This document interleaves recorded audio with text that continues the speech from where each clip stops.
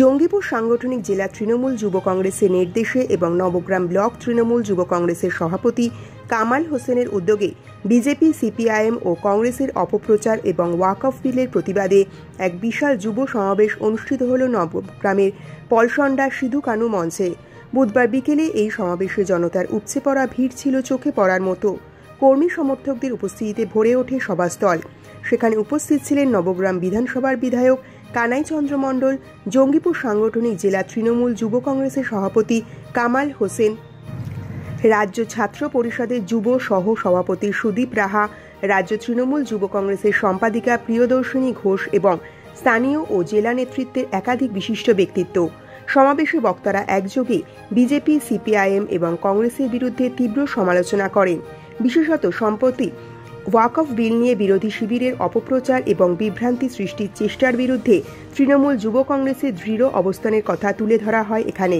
কামাল হোসেন বলেন, বিরোধীরা পরিকল্পিতভাবে রাজ্যের শান্তি নষ্ট করার চেষ্টা করছে, তবে তৃণমূল কংগ্রেসের যুব বাহিনী এই অপপ্রচার রুখে দিতে সর্বদা প্রস্তুত। নবগ্রাম থেকে শুভ ঘোষের রিপোর্ট, দৈনিক বাংলা নিউজ।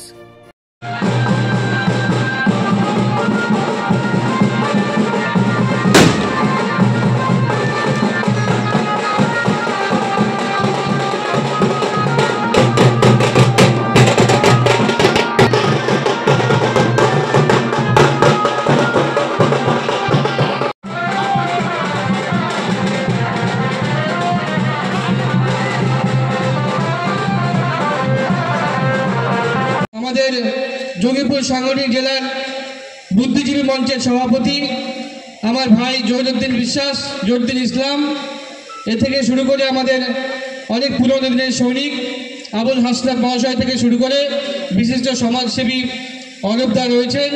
এখানে ছাত্র সভাপতি ভাই খড়গ্রামের আছে সানি, তাছাড়াও রয়েছে আমাদের মহুরাম অঞ্চলের গ্রাম পঞ্চায়েতের সদস্য তথা আমাদের অনেকেই রয়েছেন, আমি প্রত্যেকের নাম জানি না। আরও আমাদের মধ্যে অলঙ্কৃত করছেন শ্যামল টুডু, যিনি এসটি সেলের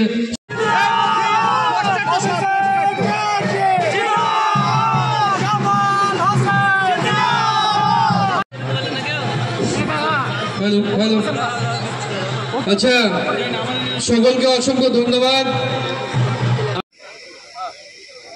আজ সর্বধর্ম সমাবেশ নির্বিশেষে আমাদের তৃণমূল কংগ্রেসের চারিদিকে বরণ করে নিচ্ছি সম্মানীয় বিধায়ক, আমাদের লোকাল গার্জেন শ্রী কানাই চন্দ্র মণ্ডল মহাশয়কে, বিধায়ক নবগ্রাম বিধানসভা। বরণ করে নিচ্ছে ভাই হাবিব।